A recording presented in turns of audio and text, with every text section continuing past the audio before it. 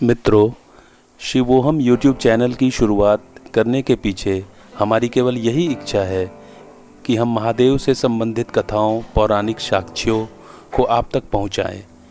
इस विपरीत सांसारिक परिस्थिति कोविड-19 में यह बहुत ही आवश्यक है कि हम महादेव में अपने चित्त को लगाएं, जो महामृत्युंजय हैं और सभी कष्टों का हरण करने वाले हैं।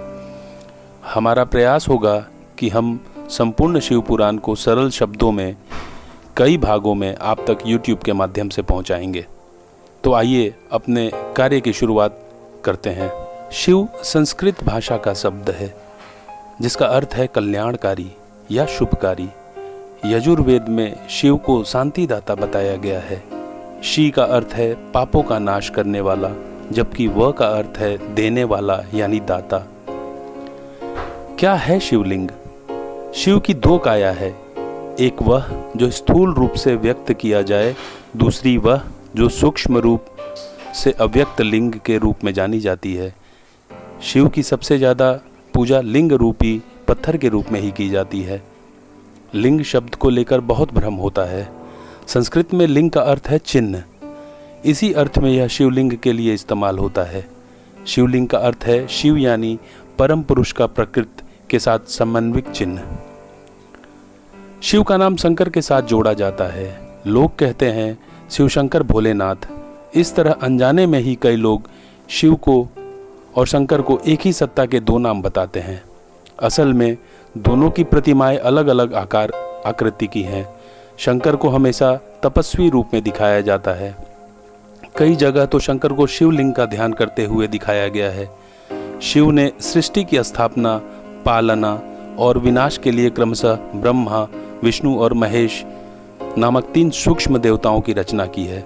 इस तरह शिव ब्रह्मांड के रचयिता हुए और शंकर उनकी एक रचना। भगवान शिव को इसलिए महादेव भी कहा जाता है। इसके अलावा शिव को 108 दूसरे नामों से भी जाना और पूजा जाता है। शिव पुराण में एक शिकारी की कथा है। एक बार उसे जंगल में देर हो गई, तब उसने एक बेल वृक्ष पर रात बिताने का निश्चय किया।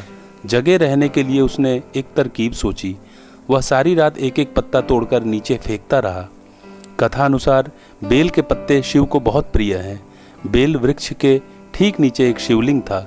शिवलिंग पर प्रिय पत्तों का अर्पण होते देख शिव प्रसन्न हो उठे, जबकि शिकारी को अपने शुभ काम का एहसास न था।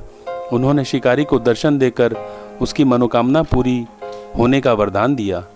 कथा से यह साफ है कि शिव कितनी आसानी से प्रसन्न हो जाते हैं। शिव महिमा की ऐसी कथाओं और बखानों से पुराण भरे पड़े हैं।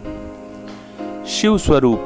भगवान शिव का रूप स्वरूप जितना विचित्र है उतना ही आकर्षक भी।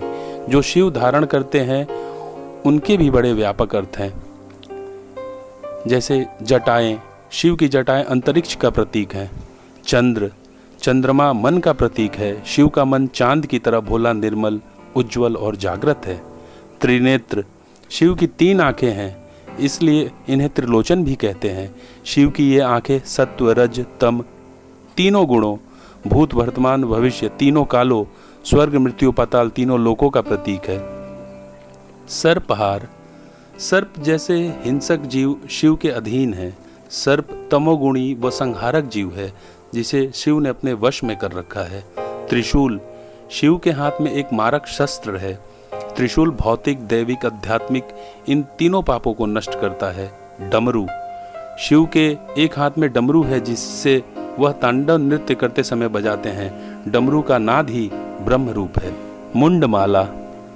शिव के गले में मुंडमाला है जो इस बात का प्रतीक है कि शिव ने मृत्यु को वश में किया हुआ है।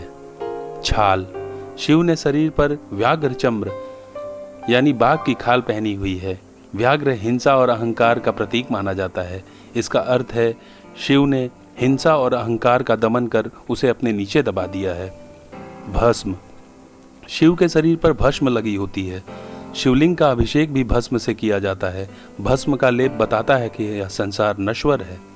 वृषभ। शिव का वाहन वृषभ यानी बैल है। वह हमेशा शिव के साथ रहता है। वृषभ धर्म का प्रतीक है।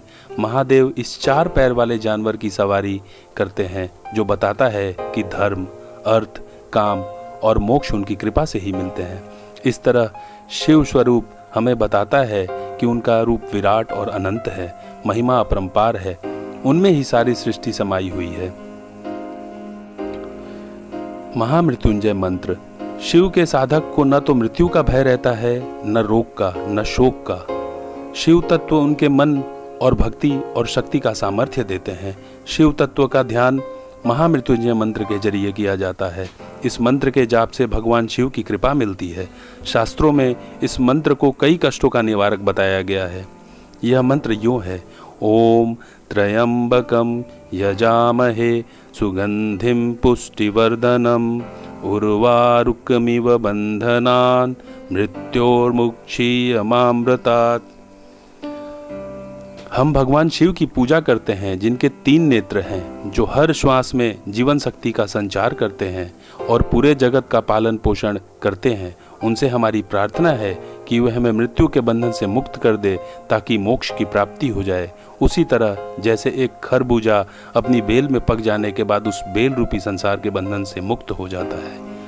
ओम नमः शिवाय। मित्रों, हम अपने कार्यक्रम की शुरुआत करते हैं। शिव पुराण की विस्तृत चर्चा हम करेंगे और शिव पुराण को आप तक ऑडियो के माध्यम से लेकर आएंगे। धन्यवाद।